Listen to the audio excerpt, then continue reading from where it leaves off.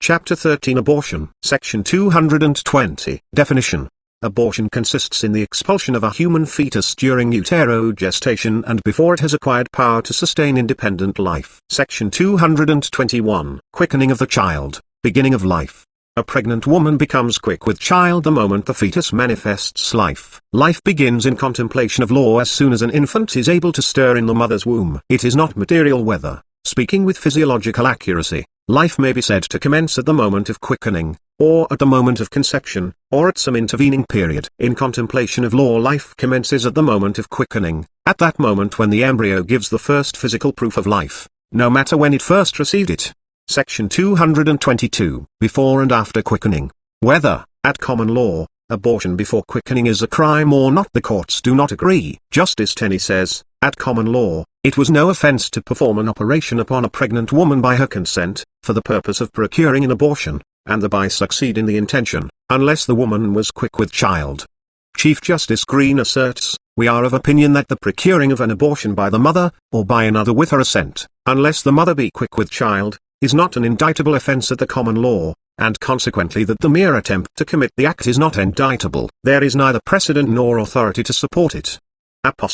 On the other hand, it is said by Justice Coulter, it is a flagrant crime at common law to attempt to procure miscarriage or abortion of the woman, because it interferes with and violates the mysteries of nature in the process by which the human race is propagated and continued. It is a crime against nature which obstructs the fountains of life, and therefore it is punished. The next error assigned is, that it ought to have been charged in the count that the woman had become quick. But although it has been so held in Massachusetts and in some other states, it is not, I apprehend, the law in Pennsylvania, and never ought to have been the law anywhere. It is not the murder of a living child which constitutes the offense, but the destruction of gestation by wicked means and against nature. The moment the womb is instinct with embryo life and gestation has begun, the crime may be perpetrated. And Chief Justice Smith, after quoting Justice Coulter's statement, says, this enunciation of the law, so careful and distinct in expression, dispenses with the necessity for further discussion. While, upon principle, abortion before quickening should be punishable at common law, it is quite probable,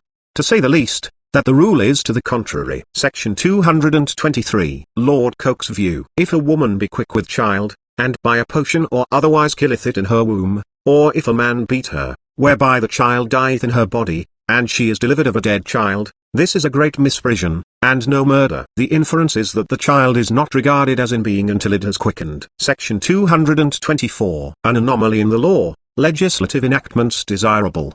For certain civil purposes an unborn child is regarded in being from the time of conception. An illustration of this is the capacity to inherit property from that time. For certain other purposes it is not regarded in being, at common law, until it has quickened. Thus, when a woman is convicted of a capital offense, her pregnancy will not stay execution of the sentence of death unless the child has quickened. And, as heretofore stated, abortion, prior to that time, is not a crime. In the interest of good morals and for the preservation of society, the law should punish abortions and miscarriages, willfully produced, at any time during the period of gestation. That the child shall be considered in existence from the moment of conception for the protection of its rights of property, and yet not in existence until 4 or 5 months after the inception of its being, to the extent that it is a crime to destroy it, presents an anomaly in the law that ought to be provided against by the lawmaking department of the government.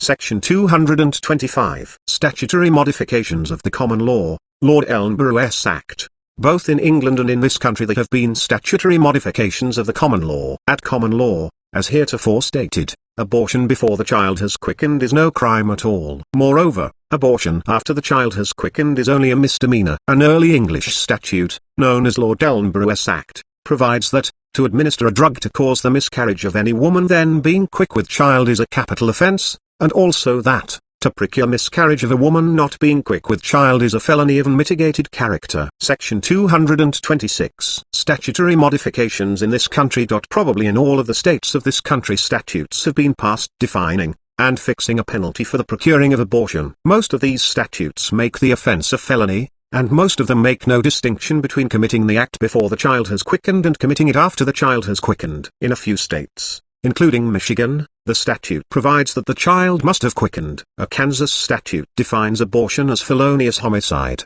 but this has been held a nullity, since there can be no homicide without a death, under a statute which provides a penalty for doing acts with intent to procure miscarriage of any woman. It has been held that lack of pregnancy on the part of the woman is immaterial, nor is it material whether the miscarriage is consummated. And under a statute which provides a penalty for using an instrument or administering a drug with intent to produce a miscarriage of any pregnant woman, it has been held that it is not necessary for the woman to be quick with child. Moreover, it has been held that, under an indictment for attempting to commit an abortion by administering a drug, it is no defense that the drug used was perfectly harmless. On the other hand, it has been held that, under a statute which makes it a crime to use an instrument with intent to destroy the child of which a woman may be pregnant, and shall thereby destroy such child before its birth, the intent to destroy the child must be alleged and proved. It also has been held that such a statute does not apply where the woman procures a miscarriage on herself. Section 227. Intent necessary. It is said that the Illinois statute is evidently aimed at professional abortionists, and at those who,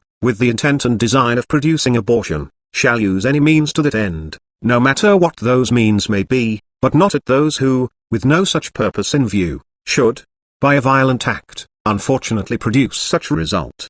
The intent to produce an abortion must exist when the means are used. Intent to commit abortion may be proved by acts done either before or after the particular act charged in the indictment. And for the purpose of proving a motive for the crime, testimony showing sexual intercourse between the defendant and the prosecuting witness is admissible. Under an indictment for murder by abortion, the defendant may be convicted of manslaughter, or of assault with intent to produce an abortion. An indictment which charges an attempt to produce an abortion sufficiently charges intent. The term attempt includes intent. An attempt is an intent to do a particular thing, with an act toward it falling short of the thing intended.